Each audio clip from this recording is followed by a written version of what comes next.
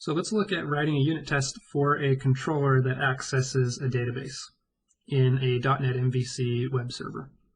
Here's the all titles controller from Homework 6, the library web server. And we're going to look at writing a unit test for it as is using the live database. And then we'll see that it will be pretty easy to convert that unit test to use an in-memory mock database.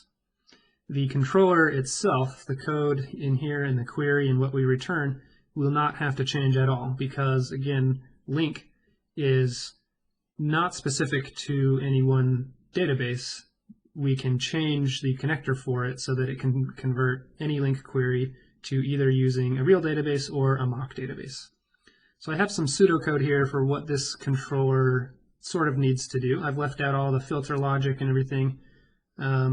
But eventually it's going to select something like this, some anonymous type with ISBNs, titles, and so forth, and there will be an array of them.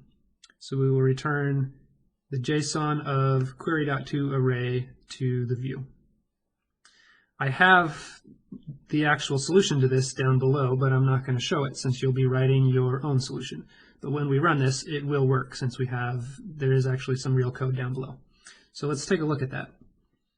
Here's the home page of the library. So this table is the result of the all titles controller. And let me refresh the page so we get the alert. So there is the JSON that's being returned to the view. And so what we need to do if we want to unit test this controller is we essentially need to verify that the controller is returning an object that contains an array, and everything in that array has an ISBN, a title, and we can verify that all of the ISBNs and titles and authors and everything are correct. So how do we do that? So again, this is not the real query, but the real query does have exactly this line, return JSON query.toArray. So we need to write a unit test that somehow does assertions against this return value. But the whole reason we have those alerts in the view is to be able to print the result of this, because this JSON function doesn't actually return a JSON string. It returns an object that the MVC web server knows needs to convert into JSON before returning it back to the view. So unfortunately, if we call this method directly in a unit test, we're getting out not a string of JSON, we're getting out an object that represents something that needs to be eventually converted into a JSON string. So let's look at how to do that. I have over here my unit test project. Let's stop the web server first so that we can then eventually run some unit tests. Okay, so here is just a little an X unit test set up with just one empty test. So we're going to call the all titles controller. And again, since we're using MVC, we can just call it directly. We don't actually need the web server to be running. But this controller is a member of the home controller class. So we will need to create a home controller. The web server would normally do that for us as soon as we try to visit that web page. But we can just create one. So home controller C equals new home controller. And that is the controller for the home of the web page. So we can then invoke c.allTitles. And just like that. So now in a unit test, we're invoking that controller instead of having to go to a web page.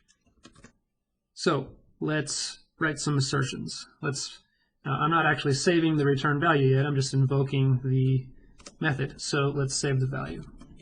I'll do var all titles result equals c.allTitles.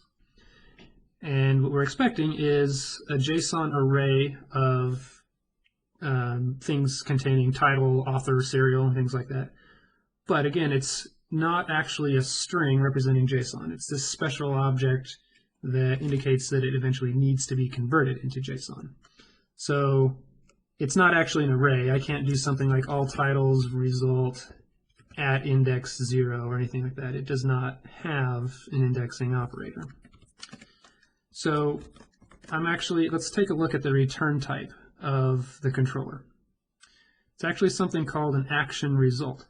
An action result is kind of a general thing returned from an MVC controller, and there are lots of subclasses of it. This JSON method is going to return one of the subclasses of an action result. It'll return something called a JSON result. So I'm going to convert this to a JSON result. So now my all titles result is a JSON result. And it is still not a string, it's not actually an array, but it contains the raw object that eventually needs to be converted to JSON. It's in something called value. And let's let autocomplete tell us what value is. So as you can see here, it's just an object because the compiler doesn't know what types or what type of anything we put into that original result. So the only information the compiler has is that it's an object. But still, we know the more specific type of this object, and we know what fields it will have. So let's save this value into somewhere else. So something like varx equals all titles result dot value. Now, we know what that object is. We know that it's an array of these things. So maybe we can just start doing something like x at 0, assert something on x at 0. But as we can already see, this doesn't have an indexing operator. It does, technically. It does because it is an array, but the compiler doesn't know that. The compiler has no idea what I actually returned in this JSON function. All it knows is that it's an object. So we're going to use this weird looking C# feature called a dynamic variable. So what does this do? I'm now creating some variable called x, which is the result of all titles result dot value. Essentially what dynamic does is it removes all type checks from the compiler. So I can now do x dot sum total nonsense, and the compiler is happy with it. It has no idea that x actually doesn't have a method called sum total nonsense. So why is this useful? Well, because the compiler doesn't know the type of this object, but we do. So we can use certain fields that we know exist, but the compiler does not. And by making it dynamic, that's just getting around the compiler trying to prevent us from using those fields in this object. So, for example, we can now treat it as an array. We know that it is an array. So we can let's do something like assert dot equal. I happen to know that this library contains 10 books, so we will assert that 10 is equal to x dot length. And the compiler's happy with it because it has no idea what it is, but even at runtime, it will go and dynamically try to find something called length in this dynamic object x, and it will find it because x is actually an array.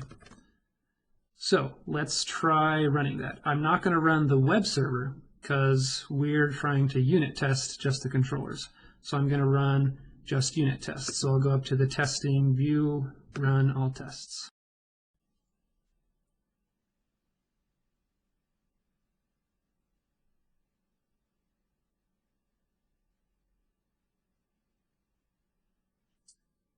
And it will take just a little minute to compile and run.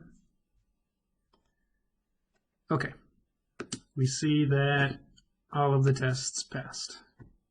The font is a little large, but there. So test number 1 passed. Good. But again, the problem here is we're running with the live database. What if the number of books suddenly changed? Then we would have to go and rewrite all of our unit tests. We would, instead of expecting 10 books back, we would need to expect however many books back. So in the next video, let's look at how to use a mock database instead, where we control exactly what is in the database.